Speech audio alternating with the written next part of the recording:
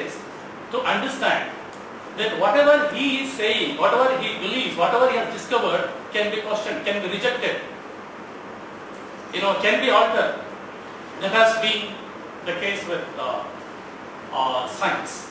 Things have not remained the same throughout the history of science. Ideas have changed, theories have changed. One of the qualities of science is that science is partial. There is no final answer. If there is a final answer, there is no science. Unless you are able to explore and try to find out newer things, discover something which you did not know, there is no science. And science is objective. And another quality of science is parsimony, that you make things simple for people to understand. Don't present a complicated presentation of science. So make it as simple as possible so that people do understand. So one of the greatest qualities of science is that it accepts criticism. It accepts challenges. That's why even when an environmentalist questions something, a scientist should have a democratic orientation in him to accept criticism. You may not agree with it, but you must be able to allow that person to speak whatever he wants. If Paramashivaya is saying that diverting Netravati river would benefit so many farmers and it would not harm the environment, there are people who are challenging his position. He believes that this is science and nothing is going to happen.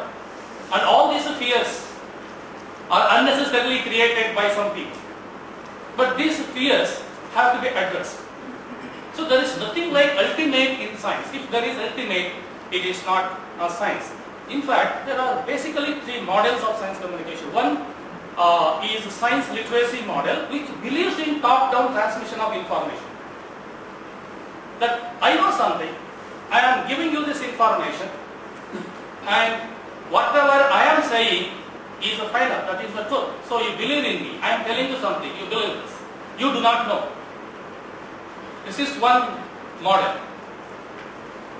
Another model is the lay expertise model, which believes that traditional knowledge is as important as knowledge which is acquired through scientific research institutes or through institutions of science. The traditional knowledge has something to contribute. I still remember years ago when I went to the beach near Panambur, Chittapuram, if I am right.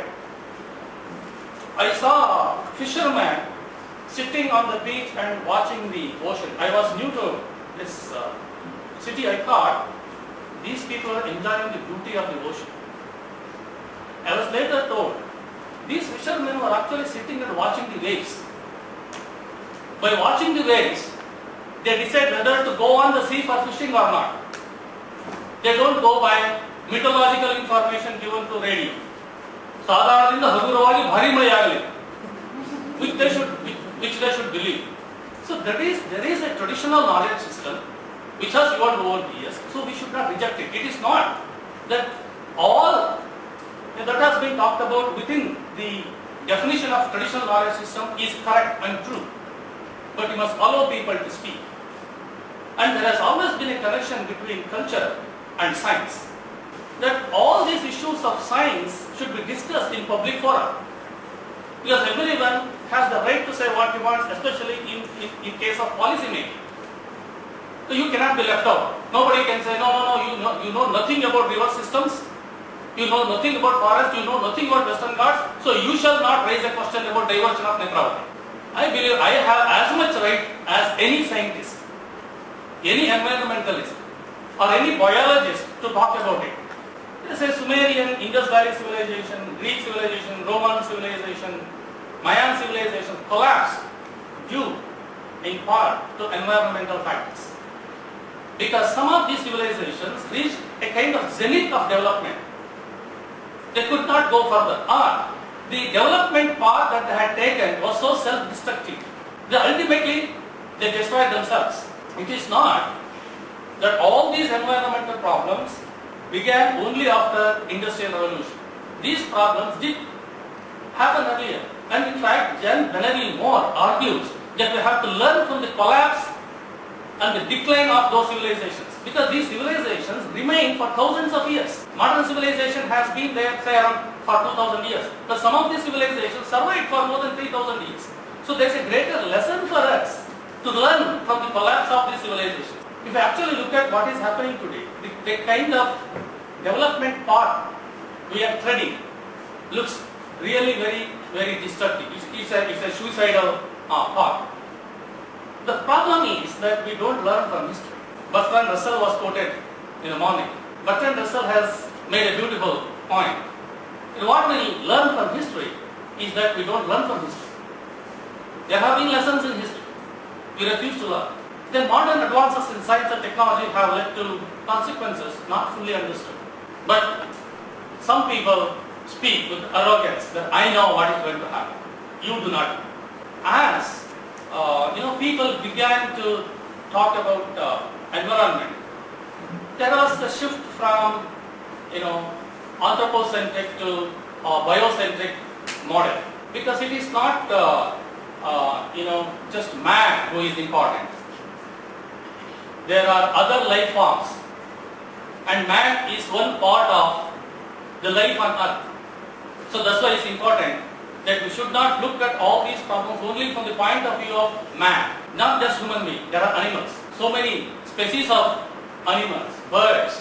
These were the writers, thinkers and scholars who believed that Industrial Revolution had put England in serious danger. England was in serious crisis. That everywhere there was smoke. Actually, you can see some of the drawings of London City. London City of the mid 19th century and late 18th century. These drawings actually show London with full of fog. There is smoke everywhere. Supposedly, filled up by the smoke coming out from the factories.